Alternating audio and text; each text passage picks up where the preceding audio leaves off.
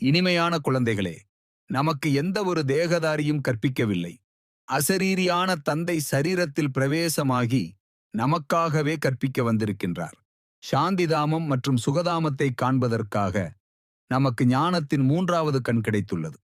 கண்கள் மூலமாக காணும் பழைய உலகம், உற்றார் உறவினர்கள் ஆகிய அனைத்திலிருந்தும் புத்தியை விலக்க வேண்டும். தந்தைக்கு மரியாதையும் கொடுக்க வேண்டும். நாம் பகவானின் குழந்தைகள். அவரே நமக்கு படிப்பிக்கின்றார். அவரே ஞானக்கடலாக இருக்கின்றார். சாந்தி தாமம், சுகதாமத்தை நோக்கி புத்தியை கொண்டு செல்லுங்கள். முழுமையாக படிக்காத காரணத்தினால் புத்தி செல்வம் மற்றும் சொத்து போன்றவற்றில் மாட்டிக்கொள்கிறது. பாபாவிடம் முற்றிலும் பலியாக வேண்டும்.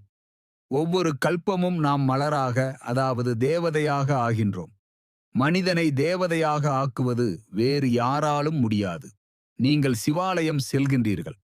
சக்கரத்தை புத்தியில் வைத்து தெய்வீக குணத்தை தாரணை செய்ய வேண்டும். நீங்கள் ஞானமும் யோகமும் நிறைந்த இனிமையானவர்கள். ராயலாக பேசக்கூடிய பழக்கம் வேண்டும். சத்யுகத்தின் இரட்டை கிரீடத்தாரி ராஜாவாக ஆகின்றீர்கள். இரட்டை கிரீடத்திற்காக தூய்மை மிகவும் அவசியமானது. இந்த விகார உலகத்தை விட்டுவிட வேண்டும். படிப்பினை சௌபாக்கியசாலிகளே படிக்கின்றனர். முயற்சி செய்து படிப்பிக்கின்றவர்களை விட படிப்பவர்களின் நிலை மிகவும் நன்றாக ஆகிவிடுகின்றது. தன்னிடம் என்ன குறை இருக்கிறது என பார்க்க வேண்டும். தடைகளை கடந்து செல்ல வேண்டும். பகவான் படிப்பிக்கின்றார் என்பது சிறிய விஷயமா? ஆர்வம் இருக்க வேண்டும். எப்படியாவது முயற்சி செய்து தந்தையிடமிருந்து பிராப்தியை, அதாவது ஆஸ்தி அவசியம் அடைய வேண்டும். எந்த அளவு ஸ்ரீமத் படி நடக்கின்றீர்களோ அந்த அளவு உயர்ந்த நிலை அடைவீர்கள். பல பேர் பல வழி சொல்வார்கள்.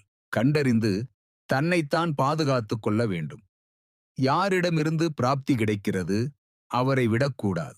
சிலர் நிலைத்து விட்டனர். கவனக்குறைவாக இருக்க வேண்டாம். நன்றாக படியுங்கள். முரளியை சகஜமாக புரிந்து கொண்டு எங்கு சென்றாலும் 2 வார்த்தையை மட்டுமாவது நினைவு செய்யுங்கள். இதுதான் மகா மந்திரமாகும். பாவத்திலிருந்து பாதுகாத்துக் கொள்ள வேண்டுமானால் புத்தியின் அன்பை ஒரு தந்தையிடம் ஈடுபடுத்த வேண்டும். இனிமையான அமைதியான வீட்டிற்குச் செல்ல வேண்டும். நான் உங்களை அழைத்துச் செல்வதற்காக வந்திருக்கிறேன் என தந்தை கூறுகின்றார். நல்லது. சிவதந்தை தந்த வரதான நினைவின் பிராப்தி. Manifestation of this day. ஓம் சாந்தி. இனிமையிலும் இனிமையான சர்வ சக்திவான் எனது சிவதந்தைக்கு உங்களது ஆன்மீக குழந்தையின் அன்பு நினைவுகளும் வணக்கங்களும் நன்றிகளும். அசரீரியான தந்தை ஞானக்கடல். எனக்காக வந்து சிருஷ்டியின் ஞானத்தை கற்பிக்கின்றீர்கள். சாந்தி தாமத்தையும் சுகதாமத்தையும் உணர்வினால் காண்பதற்காக ஞானத்தின் மூன்றாவது கண் தந்து புதிய கல்பத்திற்காக ஆத்மா என்னை தயார் செய்து கொள்ள திரிகாலதர்ஷியாக ஆக்கியுள்ளீர்கள். தகுதி கொள்ள முயற்சியின் அஸ்திவாரமிட்டு மன்மனாபவ சூட்சுமத்தை அறிந்தும் புரிந்தும் சிவதந்தையின் குணங்கள் அனைத்தும் என்னுள் விழிப்படையச் செய்திருக்கின்றீர்கள். எண்ணம், சொல், செயல், நடத்தைகள், பாவனைகள் ஏற்படுத்தும் பிரபாவங்களை, நிகழ்கால எதிர்கால விதிகளை கருத்தில் புரிய வைத்துள்ளீர்கள்.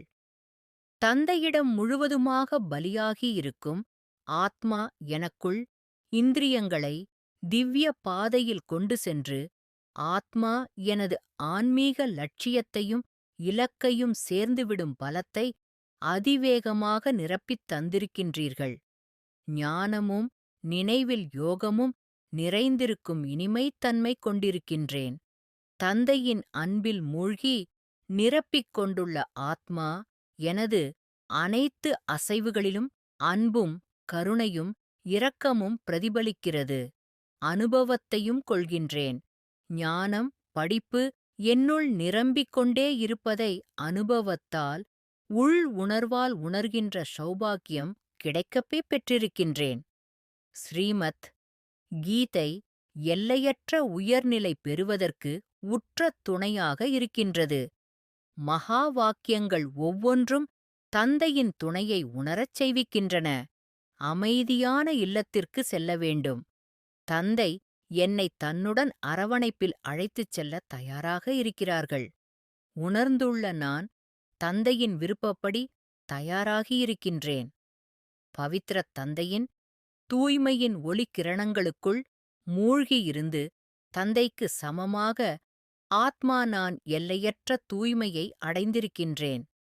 தந்தையின் திவ்ய ஆஸ்திகள் அனைத்தும் ஆத்மா என்னுள் ஊடுருவி வியாபித்து தந்தையின் இனிமையான குழந்தையாக்கியுள்ளது. எண்ணங்களில் தூய்மையும், சொல்லில் சத்தியமும் இனிமையும், செயலில் பணிவும் திருப்தியும், இன்முகத்தோடு விழிப்புணர்வுடன் நடைமுறைப்படுத்துகின்றேன்.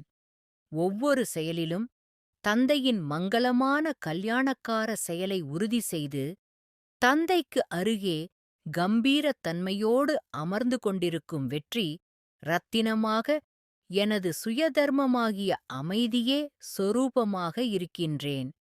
எம்மை இயக்குவதும் இயங்கச் செய்வதும் எனது பரமாத்ம சிவதந்தை. நல்லது. மன்மனாபவ.